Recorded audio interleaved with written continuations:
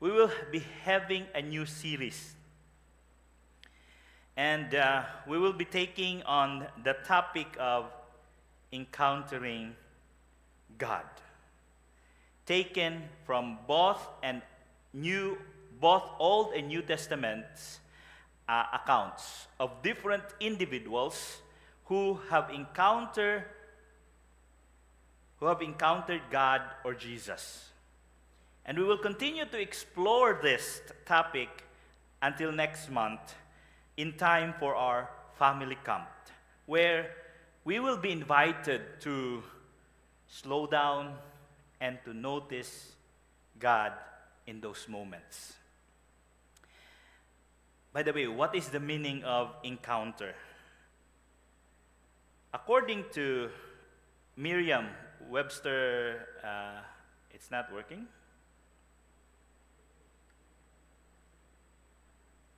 Okay, according to Merriam-Webster dictionary, it defines as to meet as an adversary or enemy, or to engage in conflict with.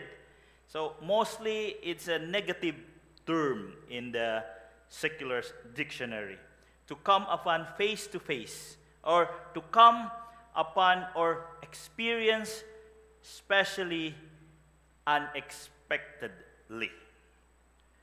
But in the Bible, in the Word of God, there are also encounter that experienced by the biblical people, and it was a life-changing experience for them. Since receiving my full G driver license, I had the first encounter of being pulled over by a police officer. I wasn't aware of any violation, but I noticed and I saw on my side mirror that there's a flashing light following me. So I pulled over, and the officer approached me and told me that I had violated the rule by not stopping on an intersection with an all-way stop signage. Then the officer asked my license. The officer asked the vehicle's OR and the insurance. So after a few minutes, he came back, and I got my first violation ticket. After hearing the violation and receiving the ticket, I started to feel uneasy. First, for the fines. Second, for the demerit that I will be given. And followed by the impact of insurance renewal. So I was like a little worried at that time. But most of all, I was worried, what will my wife say? But that was experience last year. But I contested it, and a couple of weeks, I stand before the judge, and I was the violation was withdrawn, and I was not allowed to pay because the officer did not show up. So I thank God for that. Within these 6 verses of our passage, Exodus chapter 3, verses 1 to 6, the experience of seeing, the experience of hearing, and the experience of feeling, we will notice that in the account of Moses encountering God. So within these verses, we'll see this person, our first person to be how he saw, how he heard, and what he felt in that encounter. But before proceeding, let us do the left hand, right hand prayer. Let us put our right hand to our chest and say, Lord, prepare this heart for your word. And your left hand, extend it to the pulpit and say, Lord, bless the word that will be proclaimed. I will give you a couple of minutes.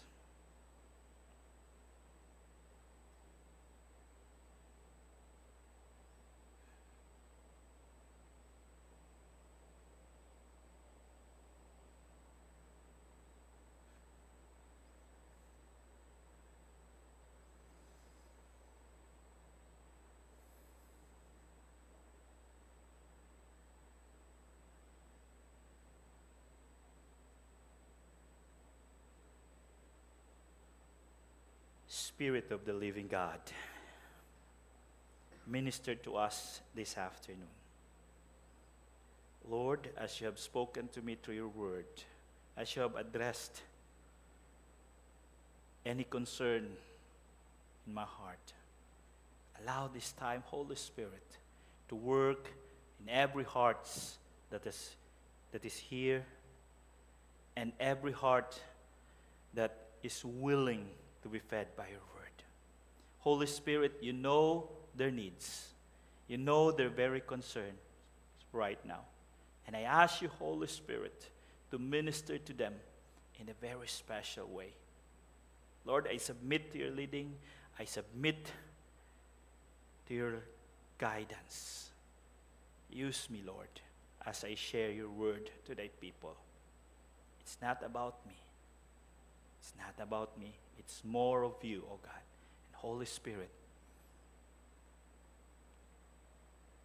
let your word have power and impact to thy people. This we ask in the mighty name of Jesus. Amen. Amen. Let us look to the context of our passage, Exodus chapter 3, verses 1 to 6. So Moses was born when his family and other Hebrew people as a slave, or they were enslaved in Egypt. It was also the time that males born in the Hebrew homes, because the Pharaoh noticed that the number of the slaves, Hebrew people, are getting bigger, and he was afraid that they might overnumber them. So he ordered to kill all the male that was born at that time. So among the many male children, it was Moses who was spared because of God's divine protection. He was saved through a tiny basket weighed by his mom, and it was left on the Nile River floating. So the daughter of Pharaoh at that time was taking a bath in the Nile River. And while she was doing her bathing, she saw the basket floating. And she asked someone to take the basket. And lo and behold, he saw baby Moses. So the princess took the baby and adopted him. Then she hired someone to take care of the baby until he was weaned. And fortunately, the hired nurse or nanny of Moses was his biological mother who took care of him. So Moses grew up in a household of the Egyptians and was given the education that an Egyptian received. So despite of his status, living in a very grandiose palace, Moses did not forget his people. So one day, he saw an Egyptian who was beating a Hebrew slave. So he got furious, and because he got furious, for what this Egyptian did to his fellow Hebrew, he killed that Egyptian. Not knowing that someone saw what he did.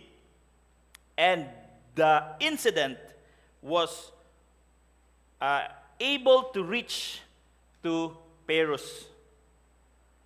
And Pharaoh wanted to kill Moses. So because of what had happened, Moses ran away to save his life. And he came to the place called Midian, where he met the daughters of Jethro. So Jethro has many daughters, and they were tending their ships. And while they were tending their ship, they were giving water to their ship, there were another male shepherds who were bullying them. And Moses came, and Moses saved the ladies from these bullied shepherds, and Moses was welcomed to the house of Jethro. So from that time on, Moses stayed with them, for he was married to one of Jethro's daughter named Zipporah. So Moses started his own family in Midian, and for 40 years he became a shepherd until he had the encounter with God that changed his life. Our message today, I titled it, Noticing God in the Ordinary. Exodus chapter 3, verses 1 to 6. Exploring the experience of Moses in his ordinary routine. So we will look at what he saw, what he heard, and what he felt. So, what Moses saw. First, it was said in verse 1, now Moses was keeping the flock of Jethro, or Reuel, his father-in-law, the priest of Midian. And he led his flock to the west side of the wilderness and came to Horeb, or Sinai, the mountain of God. So in the first verse of chapter 3 of Exodus, Moses was introduced as a shepherd.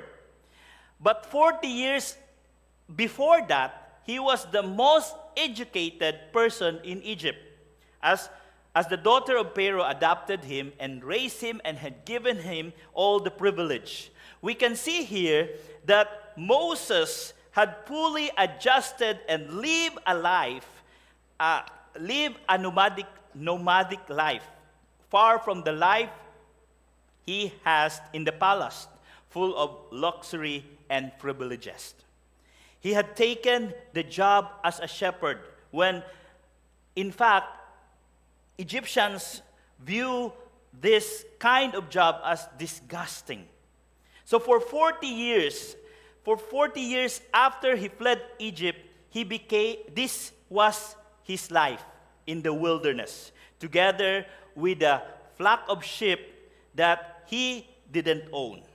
He was serving his father-in-law, the most respected person in Midian at that time.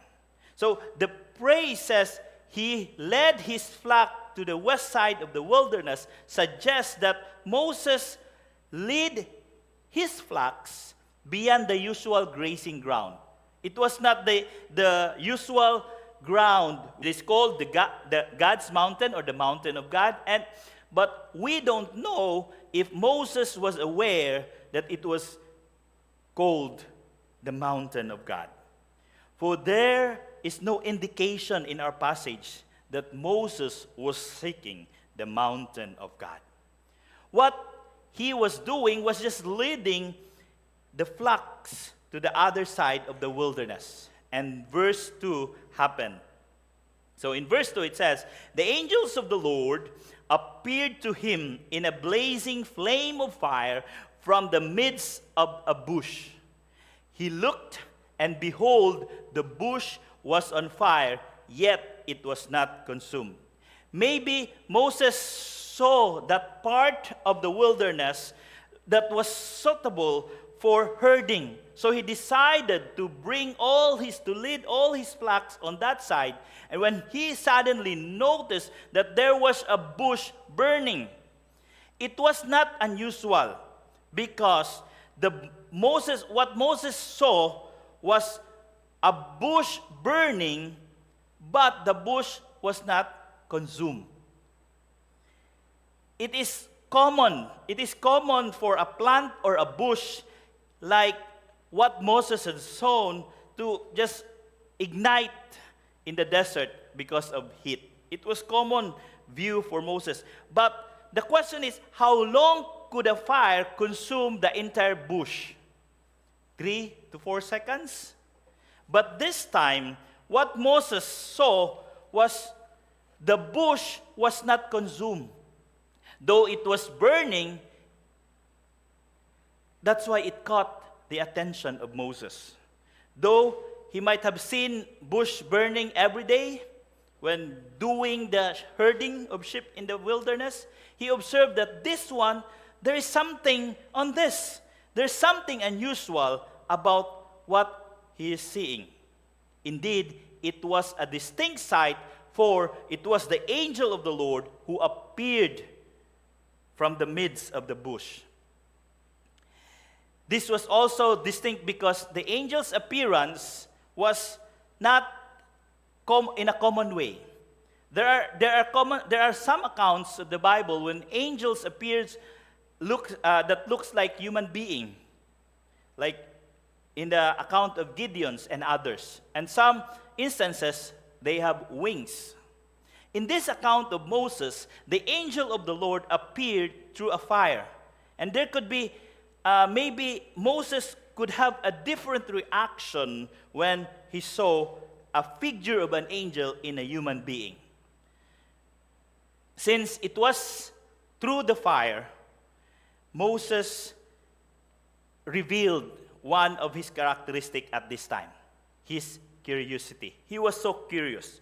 If it were not for his curiosity, he could have ignored that sight. Because it's normal. It happens most of the time in the desert. He might not paid attention to what he saw. And because of his curiosity and observed that the bush was not consumed, he take notice of it. So there were massive fire that enveloped the bush, but it did not weaken the bush. The bush was still standing, the leaves of the bush was still intact, and it did not curl. The branches stood still and were not turning to ashes. So it triggers the curiosity of Moses, seeing that the bush was burning but not being consumed. It gave him a magnetic signal to take notice of that. Some scholars think that the burning bush is a symbol of Israel, or the people of God more generally. Why? Because according to them, like the people of God, they will be afflicted but not destroyed because the presence of God was there. This also speaks of the mystery of God's presence. Why? We know fire. Fire can destroy. Fire is known to destroy and consume everything that will come on its way. But in this sense, God allows His presence to be gentle, that even the bush was not burned in the presence of God. What we observe here is that Moses was in his daily routine, doing his herding, doing his shepherding job, seeing the same view day in and day out, but God had caught his attention through the ordinary scene in an unusual way. Moses paid attention to that unusual bush that was burning, but noticed that there was no smoke coming out from that bush, resulting of the bush being burned. As Moses saw it, as Moses noticed it, this is what happened next. Let's see what Moses heard. So verse 3, it says, "And Moses said, I will turn aside to see the great sight, why the bush is not burned." The fact that the fire did not consume the bush, it caught the attention of Moses, and he was curious about this. Because usually in the desert, mostly every day, there is a bush fire, and it will just spark right away like a twigs and quickly consume a bush. But this time, it was longer. That's why it caught her attention. The fire is not fading. The fire remains stable as it is. So as the bush was burning without being consumed, and the fire was not fading, Moses left his job, left his flock, and went to investigate this incredible sight that was unfolding in front of him. Moses' curiosity led him to explore and inspect what was going on and why the bush was not burned. And in verse 4, it narrates, when the Lord saw that he turned aside to see, God called to him out of the bush, Moses, Moses, and he said, here I am. Let us notice here that when the Lord saw, it was the time that God speaks. When God caught the attention of Moses, that Moses was going to investigate what's happening, that was the time that God speak. God speak because he saw Moses was willing to pay attention to him at this moment. When the Lord saw that Moses was willing to leave what he was doing and ready to pay attention to what God will say, God called him out of the bush. And when the bush, the first thing that caught Moses' attention when the bush was not consumed by fire. What more on this? The bush was speaking. A voice from the fire was speaking.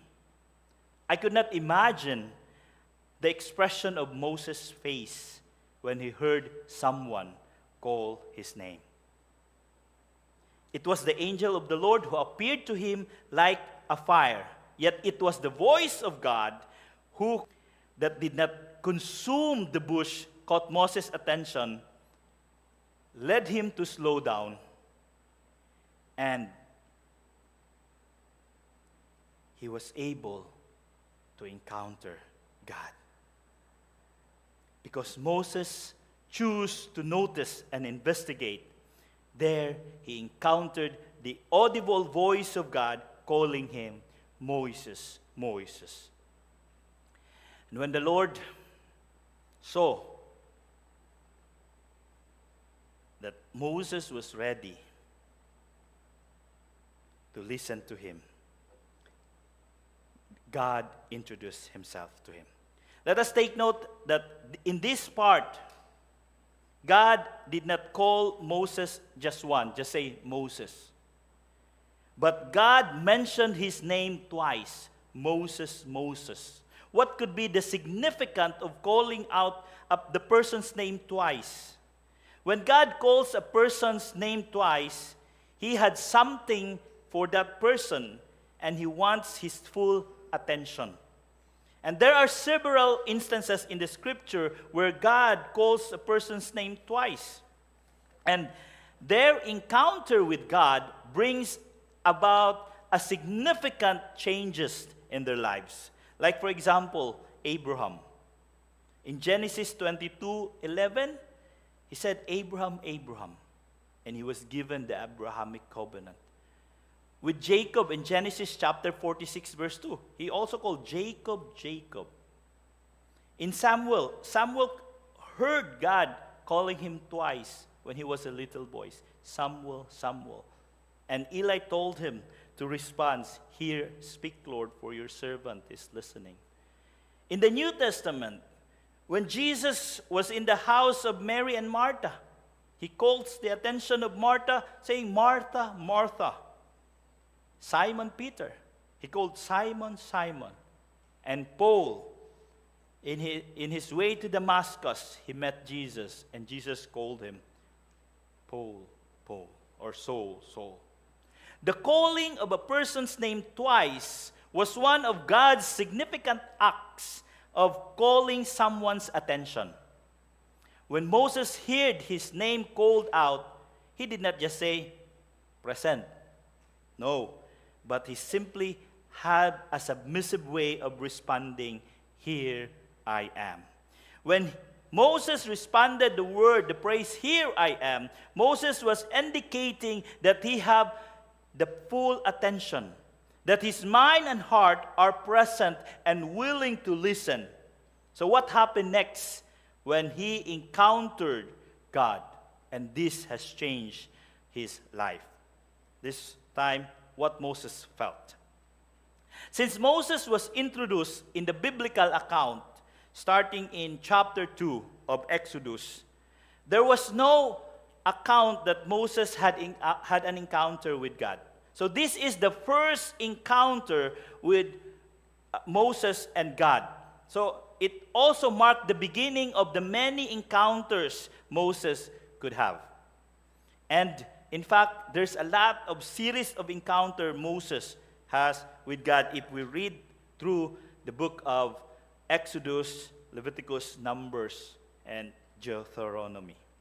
So God's appearance through the burning bush is known in theological terms as theophany, derived from the Greek roots theos, meaning God, and phenin, means to appear.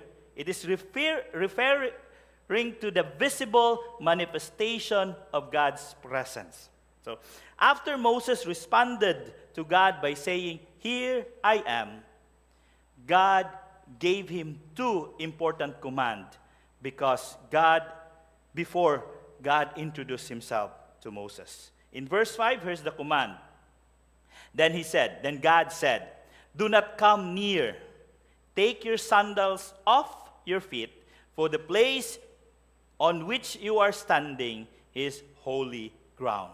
So God first instructed Moses to do not approach the burning bush.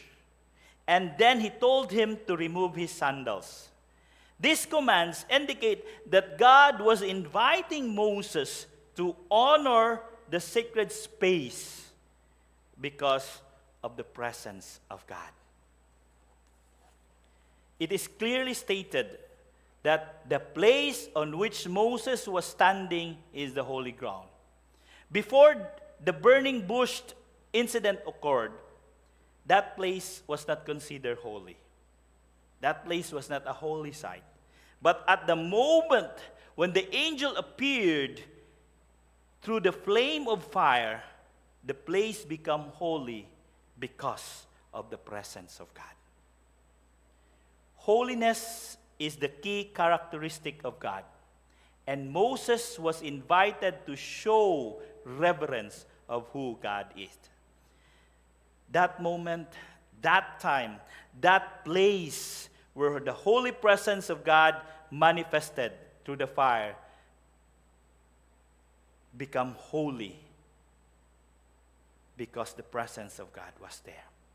And God protected Moses by not allowing him to come near. For God knows that Moses' human nature, that Moses' sinfulness could not stand before the holy God. There will always be a distance between God and a sinful man. And removing his sandals showed an appropriate humility and humbleness before the presence of the holy God. So after God informed Moses that he was standing on holy ground, God let Moses understand why the place became holy. In verse 6, he says, God said, "I am the God of your father, the God of Abraham, the God of Isaac, the God of Jacob." Then Moses hid his face because he was afraid to look at God. God made Moses understand at this time by introducing himself that he is the God of his forefathers. One by one, God mentioned to Moses that he is the God of Abraham, the God of Isaac, the God of Jacob, declaring the relationship of God to Moses, patriarch. So these three people are well respected and honored in the Hebrew people. So reminding Moses that he is still God who had given the covenant to this patriarch, and that covenant still that he gave to the patriarch still continues. And God also reminding Moses that he is the same God who dealt with them, who dealt the patriarchs. And when God mentioned that he is the God of Abraham, the God of Isaac, and the God of Jacob, Moses instantly recognized to whom he was talking. Who is that voice coming out from the fire? Even though Moses grew up in the Egyptian household, he was still aware of the story about God and how his forefathers give reverence to the holy God. Though the Pharaoh princess adopted him, he was nursed by his biological mother, who instilled in his mind during those formative years about the God of Abraham, about the God of Isaac, the God of Jacob. So Moses was well-founded in the God of his forefathers. So his immediate response was to hide his face. It was a fearful reaction of a person who was aware of being unholy in the presence of the holy God. That's why Moses hid. His reaction is an indication that he is aware that he is not worthy to stand before the holy God. After hearing everything and understanding what's going on, Moses felt that deep fear in his heart, knowing that he was facing the holy God. So let us notice the movement. In this particular encounter of Moses with God, we can take note that the certain movement that was involved in the encounter. Moses was doing his daily task, tending the flocks, when he noticed a familiar sight, but with his keen observation, he saw that something unusual was going on. So from first movement, from seeing through his eyes, what he saw something extraordinary is going on. Through his curiosity, he investigated it, and he heard someone speaking out of the burning bush. The second movement shift from seeing to hearing the one who wants to meet him, inviting his attention and enabling him to encounter.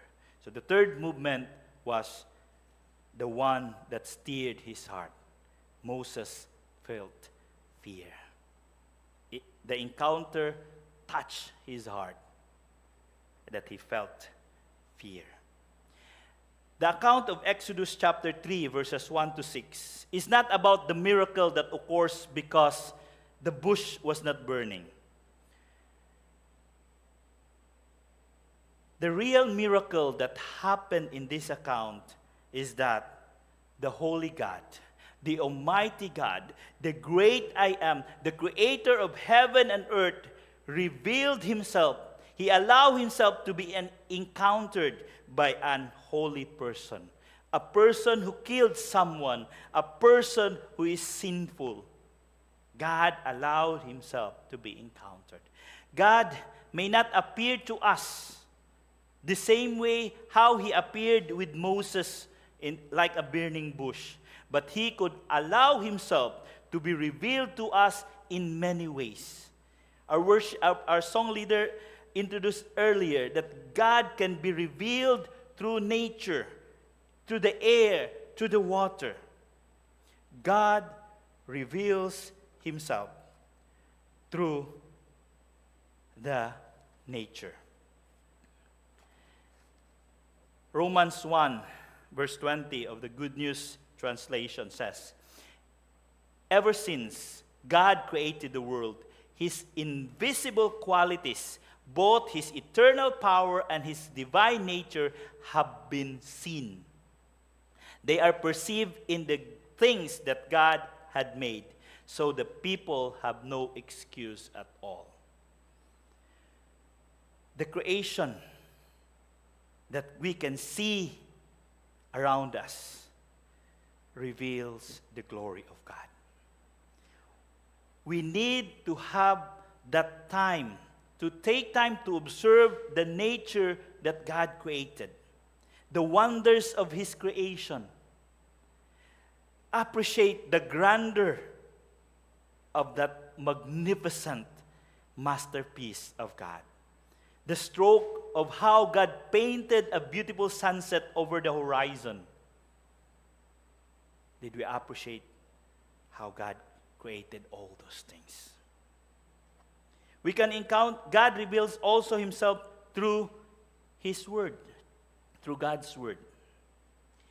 John chapter 14 verse 21 of the New Living Translation says, those who accept my commandments and obey them are the ones who love me. And because they love me, my Father will love them. And I will love them, and take note of this praise, and reveal myself to each of them. Reading God's word, God will reveal himself to us. But you must read it with intention. You must read it and obey it. You must read it with the intention of loving God. You are doing it because you love God. Take time to read God's word. Read it and reread it slowly. Don't read it like you're reading so fast. Read it slowly. Allow the word to sink into the deepest part of your heart. Allow the living word, it says the living word of God, to converse in you. Accepting and obeying God's command could be the indication that we loved God. Only those who loved and loved by God, by the Father, will experience that kind of revelation. God revealed himself also through sermons. If there are parts of the sermon that a preacher had preached, take note of that and bring it to the Lord in contemplation. Ask the Holy Spirit, why you allow me to cut my attention on this part of the sermon? What do you want me to learn from this? God is taking your attention on that part of the sermon. So bring it to God. Talk to him about that. God can reveal himself through worship song or through a song. If a song caught your attention, try to listen to that song. Not just to sing, but to listen. Allow the lyrics of the song to speak to you. Allow the lyrics of the song to have its impactful meaning to you. And discover what he wants to speak to you through that song.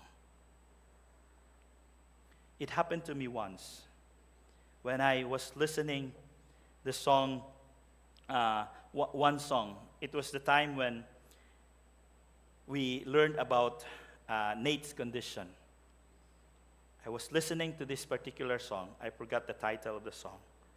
But as I keep on listening the song, started to speak to me, that my tears start flowing from my eyes. Because the song made an impact to me. God used that particular song to speak to me. And God also revealed himself through people around us. God can use the lives of the people to inspire us, to reveal himself to us. God will bring us just for a moment, but will leave a great impact into our lives. There might be people who come and go into your lives, but we fail to observe, we fail to notice, we fail to see their purpose of coming into our lives. God can reveal also through circumstances. God can reveal himself through circumstances. What we are going through right now may be God's ways of calling our attention. Bring it to God. Lord, what's the purpose of this circumstances? Sometimes we miss the opportunity to notice God is taking his way to take our attention, because we always, why? We always ask, Lord, why is this happening? We fail to ask, Lord, what's the purpose of these circumstances? What's the reason why you allow it? And what do you want from me through this? God will never run out of ways to reveal himself to us. What he has done to Moses, that's just for Moses' experience. What we need to do is to be attentive, to take notice even in the ordinary situation. Whatever caught your eyes, pay attention to it. Sometimes it is an ordinary sin, but God allows himself to be revealed. When I lost my job, I was asking, Lord, why? And then he suddenly allowed a bird to come in front of the car. And I was reminded, look at the birds. I take care of them. I will also take care of you. That's a simple reminder that God can speak to us. We just need to pause and notice. Like what Moses experienced, the burning bush was a common sight to him. But he took notice the unusual that had happened to the bush that led him to a genuine encounter with God. Notice what God brought to our attention. Pause and allow God to speak to you about what he has for you. Pay attention to what's stirring in your heart. What emotion does he brings to you?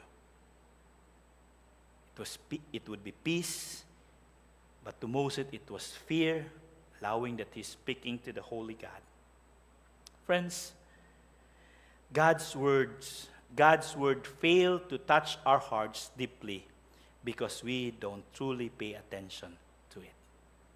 We need to pay attention and allow God's word to speak to us. It was ordinary day. It was an ordinary bush. It was an ordinary place when Moses encountered God.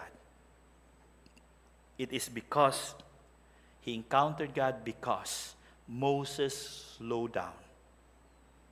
He left what he was doing and was able to see and notice that God was calling his attention. And from there, he heard and felt that he encountered God.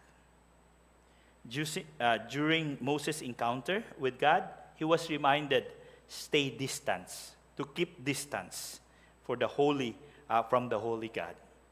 But right now, Jesus has already covered that distance.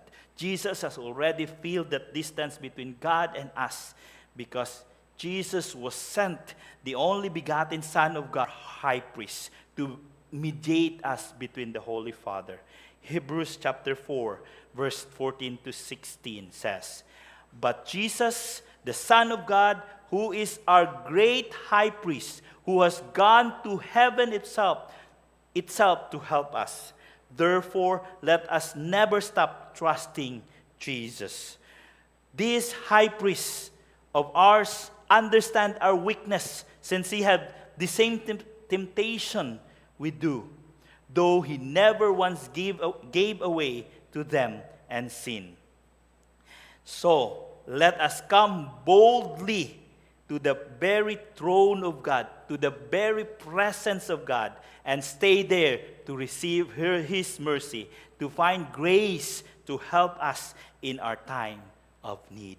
This time, we can go directly to the presence of God, and that is to present ourselves without hesitation, without fear, because the Holy Son of God fill out that gap between the Holy God and us. It is Christ who made us worthy to come to the presence. Slow down. God can do things faster, and just go back to the creation. God did not create everything for one day. He created it for 6 days before He rested. God is powerful God, but He did not do it just in one setting. He slowed down. And that's a message, an important message, that all of us must slow down and observe and notice the working of God. Because in slowing down, that's the time we will encounter God. In slowing down, we will notice God. And we will be able to hear His voice and feel His presence during those ordinary times. When you encounter God, He has something for you. Talk to God what He has for you.